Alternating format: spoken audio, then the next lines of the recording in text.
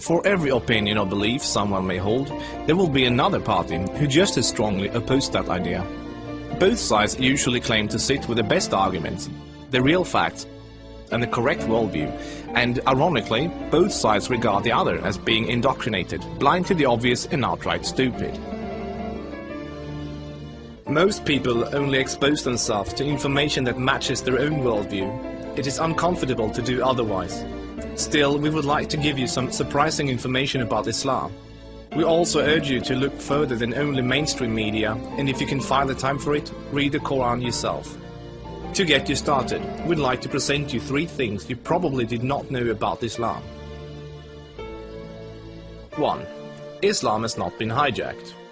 That Islam has been hijacked is what non-Muslims naturally assume, because they assume all religions are the same.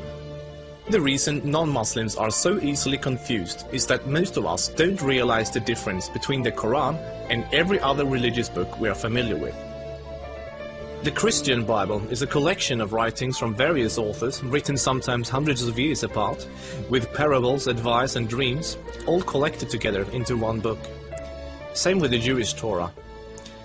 Even those of us in the West, who are neither Christians nor Jews, are still familiar enough with these religions to know this much, and therefore we assume the same is true for the Quran. But the Quran is only one book written by one man in his own lifetime. It is meant to be taken literally, and it is not full of symbolism or vague analogies. It is mostly direct commands. Of course, the Quran contains contradictory statements, just like other religious books. But the Quran itself provides the reader with a way to know what to do with the contradictions. It's explained in the Quran that if you have 2 passages that contradict each other, the one written later supersedes the one written earlier. Most Westerners are unaware that the peaceful, tolerant passages were written early in Muhammad's prophetic career. According to the Quran, those passages have been abrogated by later, more violent and less tolerant passages.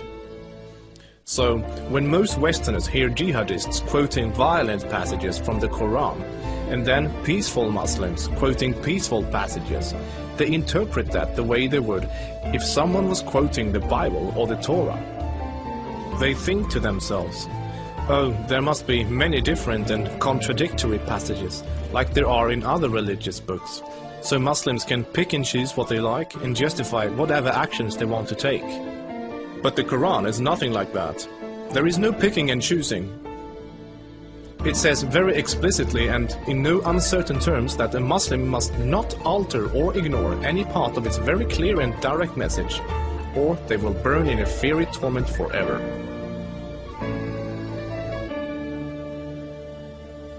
Two. Striving to institute worldwide Sharia law is a religious duty. Many people don't realize how politically oriented Islam is at its core. In fact, Islam is less of a religion than it is a religious ideology. It includes a mandatory and highly specific legal and political plan for the whole society, Sharia. There is no separation between the religious and the political in Islam. Rather, Islam and Sharia constitute a totalitarian means of ordering society at every level, including ritual worship, transactions and contracts, morals and manners, beliefs and punishments. In the Quran, Allah makes it clear that man-made governments, such as a democracy, and free speech, such as criticizing the Quran, are abominations and must be eliminated. The modern expression creeping Sharia is used to describe the slow, deliberate and methodical advance of Islamic law in non-Muslim countries. Official Sharia courts already operate in the UK, handling cases ranging from divorce and financial disputes to domestic violence. Attempts to introduce Sharia in the legal system in Germany, Sweden and other European countries are ongoing. While Sharia already has a foot in our door in the matter of minor disputes like inheritance and domestic violence, it should concern you that Sharia commands that drinkers and gamblers should be whipped, allows husbands to hit their wives, allows an injured plaintiff to exact legal revenge, literally an eye for an eye, commands that a thief must have a hand cut off, commands that homosexuals must be executed, orders unmarried fornicators to be whipped and adulterers to be stoned to death, orders death for both Muslim and non-Muslim critics of Muhammad, the Quran and even Sharia itself, orders apostates to be killed, commands offensive, aggressive and unjust jihad. As written in the Quran, Sharia is the law of Allah. Any other form of government is a sin. It is the duty of every Muslim to keep striving until all governments have been converted to Sharia law.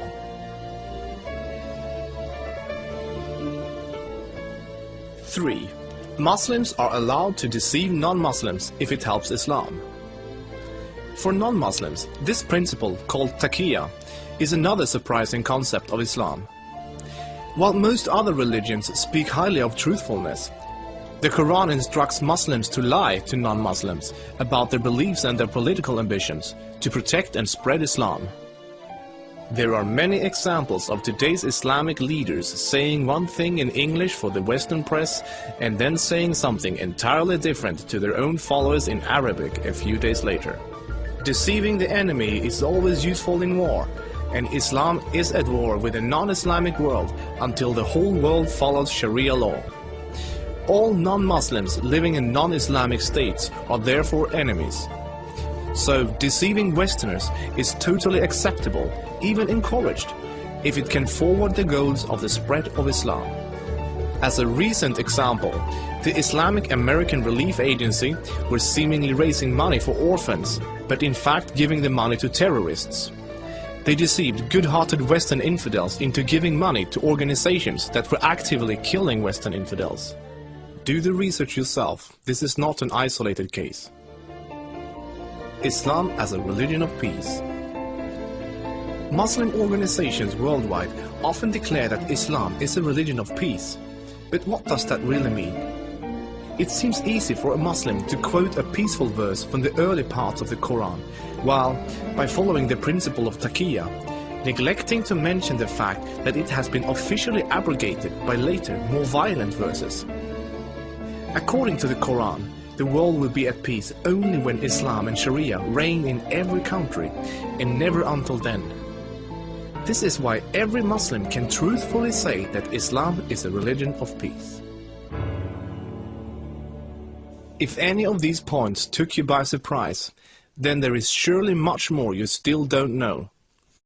This subject will affect you in the near future, so take the chance to inform yourself now before it does.